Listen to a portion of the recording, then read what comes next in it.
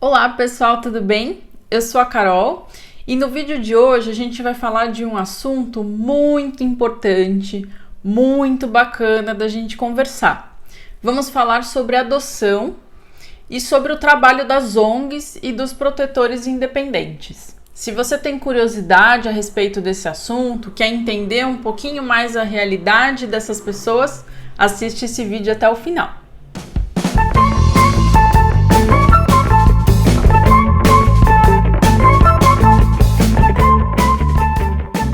Vamos entender então um pouquinho sobre as definições.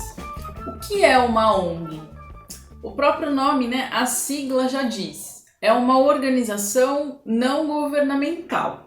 Ou seja, essa organização de pessoas não é do Estado, não tem nada a ver com o governo. Esse grupo de pessoas tem sempre um objetivo comum, então a gente tem ONGs para qualquer assunto, tem ONG para criança, para animais, para idosos, para o meio ambiente, para questões políticas. Existem muitos grupos de pessoas que se reúnem porque defendem uma causa. Acho que a palavra é exatamente essa, defender uma causa.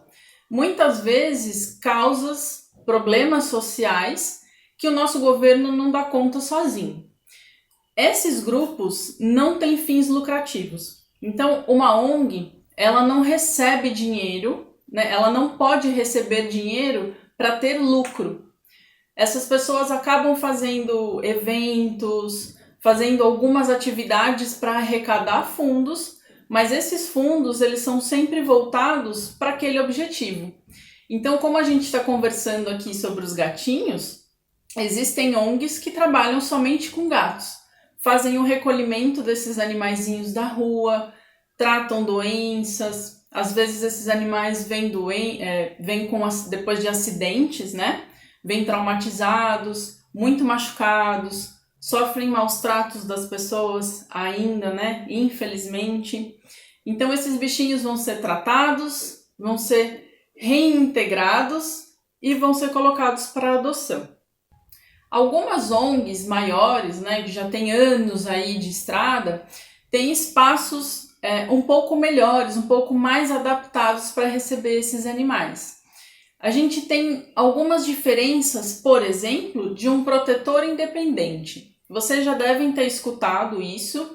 Então, eu adotei um gatinho. Mas você adotou de uma ONG? Não, adotei de um protetor. Hoje a gente vê muito essa figura do protetor. E o que seria isso? Qual é a diferença com relação à ONG, à associação?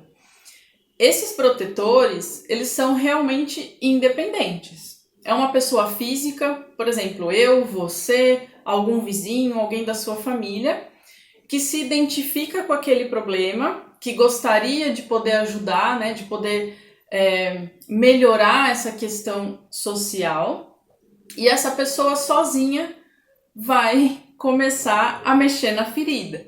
Então, uma pessoa que resgata gatinhos, resgata cães, enfim, dependendo daquilo, que a pessoa defende, resgata esses animais e vai fazer o mesmo trabalho da ONG. Esses animaizinhos precisam ser tratados, precisam ser castrados, vacinados, vermifugados, para que eles sejam disponibilizados para adoção. Só que, se uma ONG já não tem uma ajuda financeira de governo, por exemplo, é sempre doação, pessoas que se identificam com aquela causa e ajudam, às vezes mensalmente, ou às vezes só de vez em quando.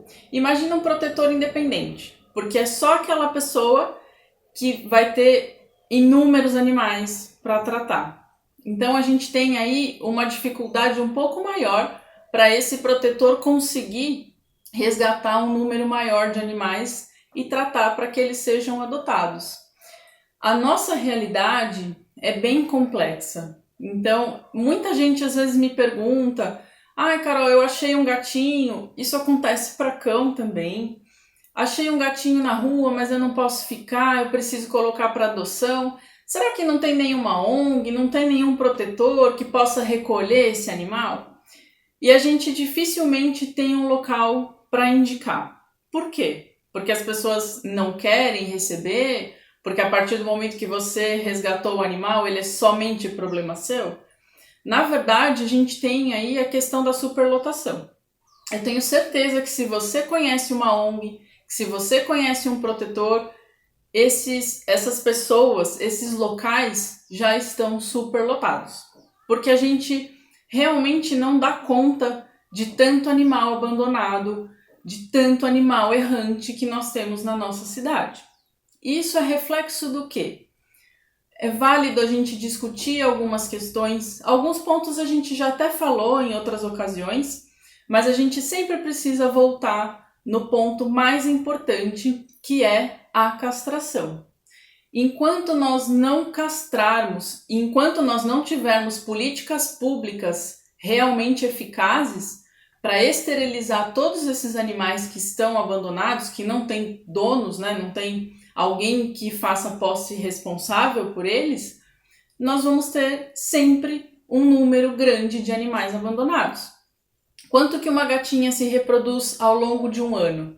Quantas vezes ela entra no cio? Quantas ninhadas ela é capaz de ter? Vocês já fizeram essa conta? Então são muitos animais. A única forma que nós temos de minimizar esses problemas, e isso não é a curto prazo, né? A gente precisa aí de alguns anos, médio, talvez longo prazo, para que a gente tenha realmente um controle desses animais e para que todo mundo tenha um tutor, tenha uma casa, ou se a gente estiver falando de um animal comunitário, que a gente vai conversar sobre isso também, mas um animal que esteja controlado, que esteja saudável, não correndo mais riscos, quanto tempo vai demorar para a gente chegar nesse nível? Só castrando. Isso é muito importante. Então a gente tem alguns pontos que geram muita discussão em torno desses assuntos. Outra coisa que é legal da gente lembrar é a questão de diferenciar um protetor de um acumulador. Isso também a gente consegue perceber, às vezes a gente conhece alguém que tenha essa intenção, né? Imagina que está ajudando o animal, recolhendo, colocando para dentro de casa, tirando esse animal de um possível risco de ficar na rua. Só que essas pessoas, elas não têm condições de dar qualidade de vida para esses animais. E ninguém está falando de uma vida de rei, de rainha. Na verdade, esses bichinhos, eles precisam ser adotados para que eles tenham a vida ideal, vamos dizer assim. Mas tem gente que muitas vezes vai acumulando esses animais dentro de casa. Não tem como dar comida, não consegue garantir a saúde dos animais, porque a gente vai juntando animaizinhos, geralmente de rua, que vêm doentes. Essas doenças vão se espalhando. São pessoas que não têm como vermifugar todo mundo, vacinar todo mundo. Às vezes esses animais não são castrados. Então, nessa situação, a gente começa a perceber que o animal está sofrendo. Mesmo ele estando dentro de um local, ele estando protegido, vamos dizer assim, ele não tem garantido tudo aquilo que ele precisa. Isso é importante, gente, a gente conversar para que a gente avalie as situações. Algumas pessoas têm doenças. Os acumuladores de animais são pessoas psicologicamente doentes. Então não adianta a gente julgar uma pessoa dessa, querer pegar todos os animais, brigar com a pessoa. Não dá para a gente trabalhar dessa forma. A gente precisa de ajuda, nós precisamos de um grupo multidisciplinar para lidar com o acumulador. Assim como um acumulador de tranqueira, por exemplo. Uma pessoa que guarda um monte de revista, que guarda bugiganga, papelzinho. Isso é uma questão, é uma alteração psicológica. Então nós precisamos ter uma abordagem diferente para lidar com essas pessoas e conseguir resgatar esses animais, castrar, tratar e disponibilizar para adoção. Se você se depara com uma situação dessa, você pode até tentar conversar com a pessoa, mas você vai encontrar uma certa resistência, porque aquela pessoa não está saudável mentalmente. Então não tente resolver as coisas de uma maneira forçada. Procura ajuda. Procure grupos, as próprias ONGs podem orientar e tentar fazer a coisa da melhor forma possível. E nós precisamos tratar essas pessoas, senão o problema vai voltar. A gente precisa de psicólogo, algumas vezes a própria polícia precisa intervir numa questão dessa. Vamos tentar então diferenciar esses pontos, né? Quais são os tipos de grupos que nós temos que agem nesses assuntos? Os tipos de pessoas que trabalham nessas questões sociais, sem depender dos órgãos públicos. É uma ONG, a ONG tem registro, a ONG tem cadastro, tem número, vamos dizer assim. O protetor independente é uma pessoa física e o acumulador é uma pessoa com uma doença que precisa de ajuda.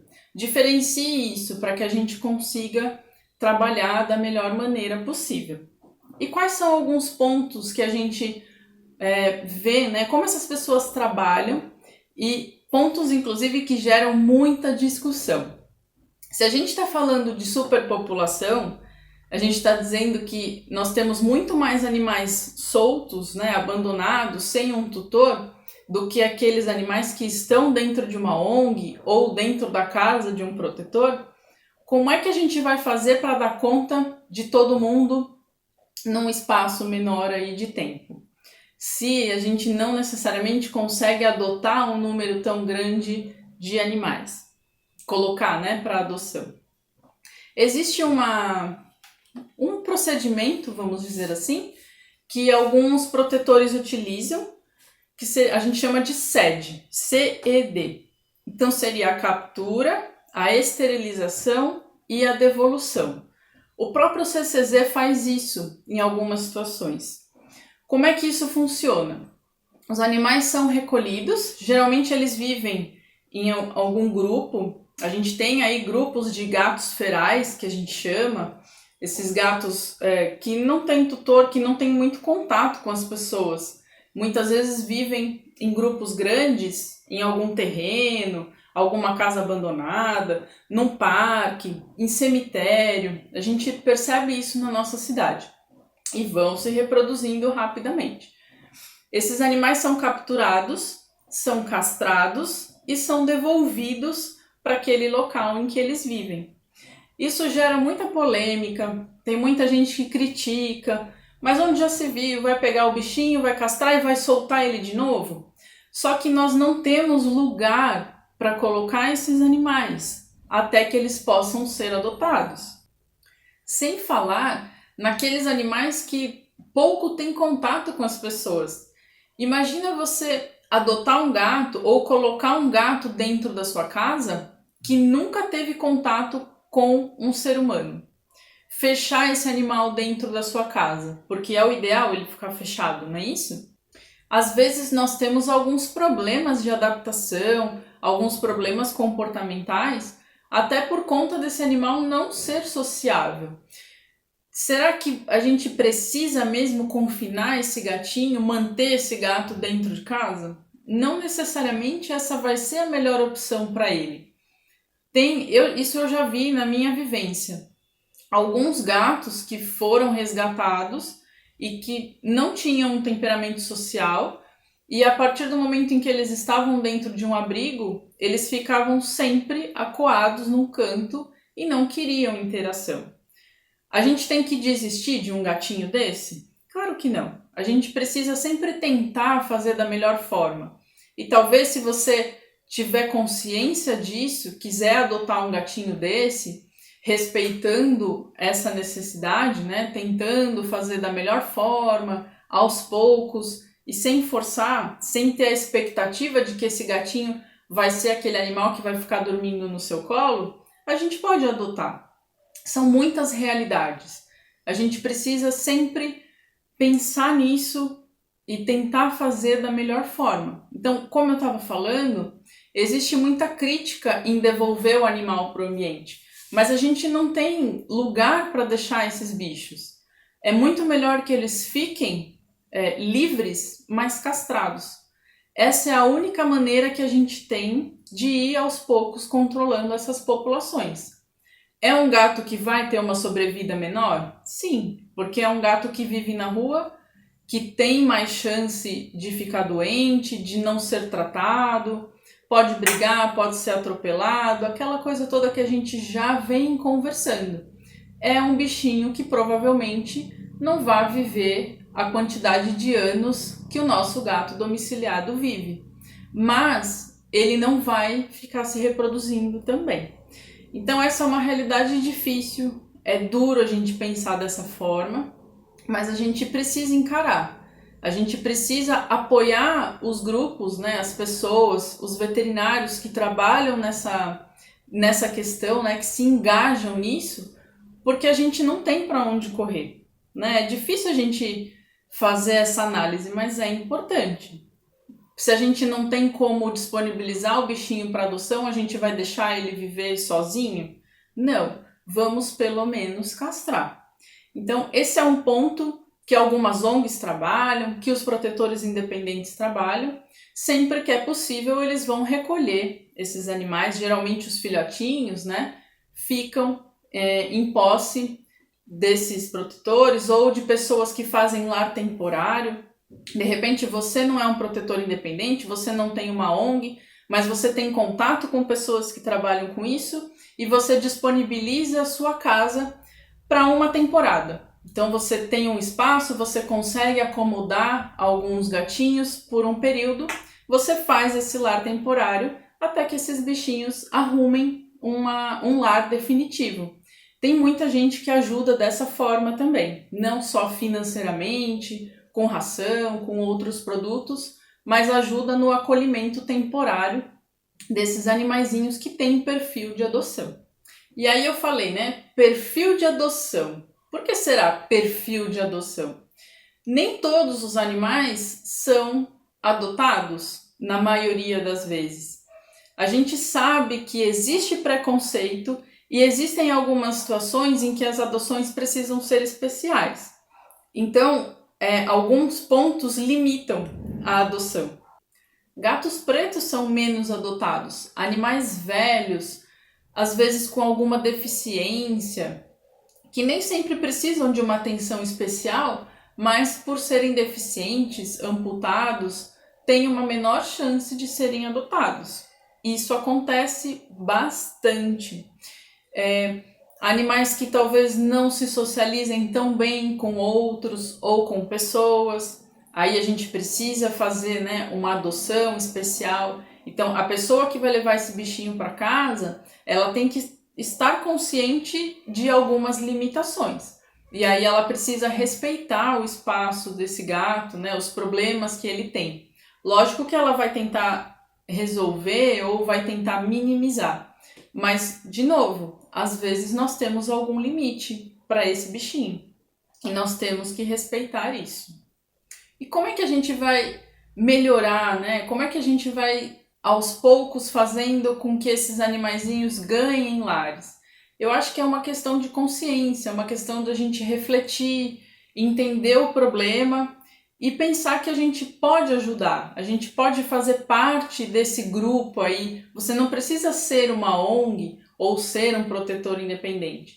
A gente tem muitas formas de ajudar e adotar é uma delas. Por que não adotar um animalzinho que seria menos adotável? Aquele animalzinho que vai sobrando ali no abrigo. É uma forma de amor assim incondicional e você com certeza vai receber amor incondicional. E vai abrir espaço para que um outro animal seja recolhido, seja tratado, castrado e que possa aí ganhar um outro lar. E fica aquela discussão também. A gente não pode comprar animais, a gente só tem que adotar. Eu acredito que uma coisa não exclui a outra. Então, se você quer comprar um gatinho, se você quer comprar um cachorrinho, tudo bem, você pode comprar. Isso não significa que porque você comprou, você não possa adotar também. E outra, a gente precisa sempre fazer da melhor maneira possível. Então, se a sua intenção é comprar um animalzinho, não compra de intermediário, não compra da internet, não compra em feira. Conheça o criador do seu bichinho. Visite o gatil daquele gatinho que você pretende comprar, daquela raça. Conheça a estrutura. conheça o criador, por que ele cria, como ele faz, qual é a estrutura que ele tem. Faça da melhor maneira possível. E pense também em adoção. A gente não precisa ser partidário, né? A gente não precisa defender só um lado da balança. Eu acho que a gente pode sim unir as coisas e nós podemos comprar e adotar. Eu acredito que esse grande número de animais abandonados vem muito mais pela questão de nós não termos o controle populacional, então esses animais estarem sozinhos aí na rua e se reproduzindo além da conta, do que diretamente porque alguém compra um outro animal. A gente precisa unir tudo isso e fazer a compra consciente. A gente compra errado, nós não avaliamos a origem, a gente não avalia de onde o nosso bichinho vem. E dessa forma a gente acaba contribuindo para que coisas erradas sejam feitas. Então, esses vídeos horríveis que a gente vê, essas histórias horríveis que a gente assiste de criação, né, de maus tratos, por que isso acontece? Porque as pessoas não sabem a procedência daquele bichinho que elas estão adquirindo.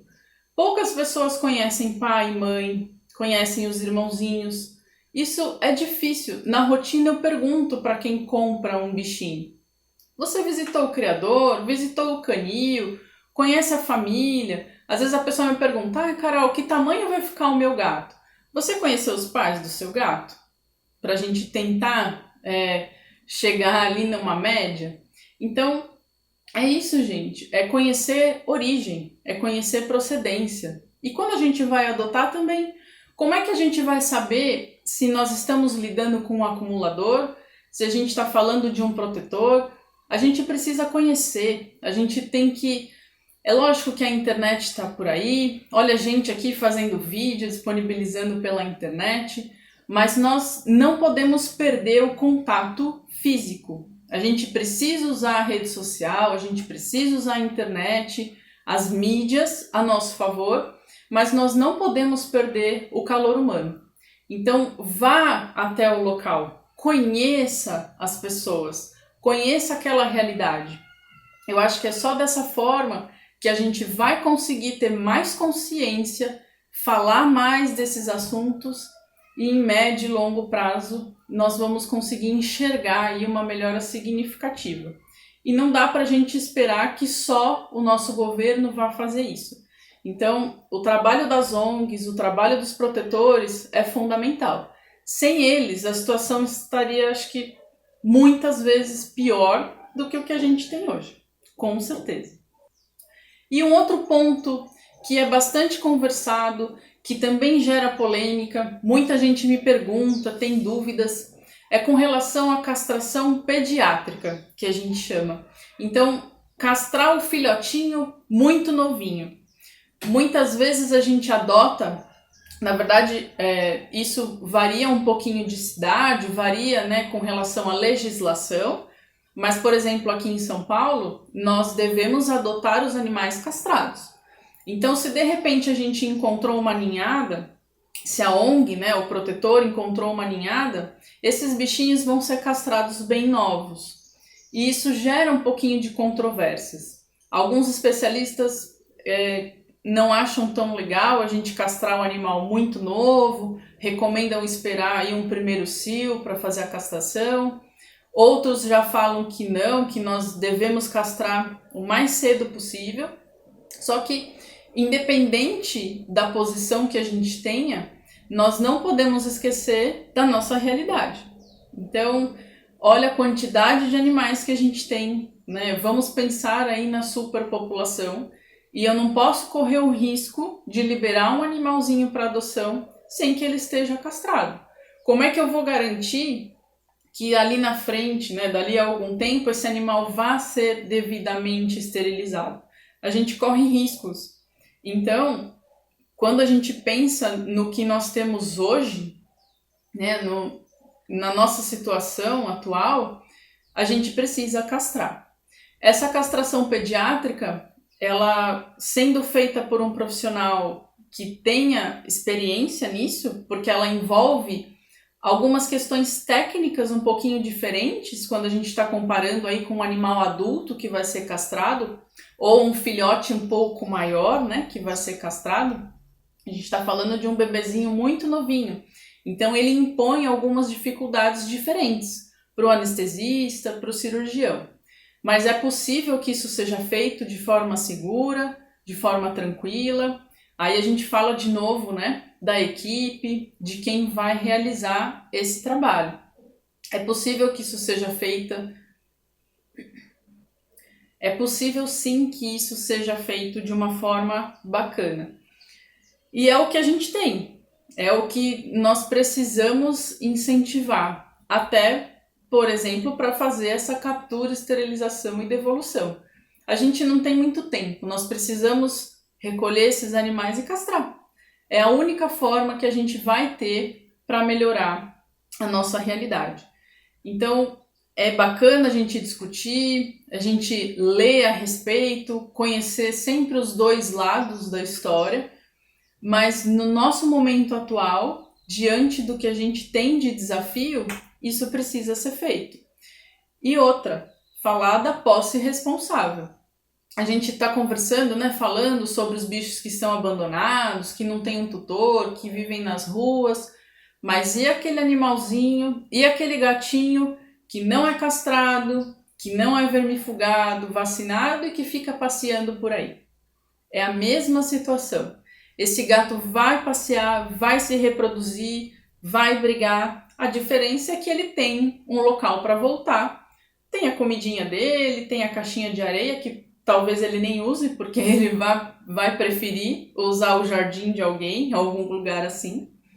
Mas a gente precisa começar a chamar a responsabilidade para nós.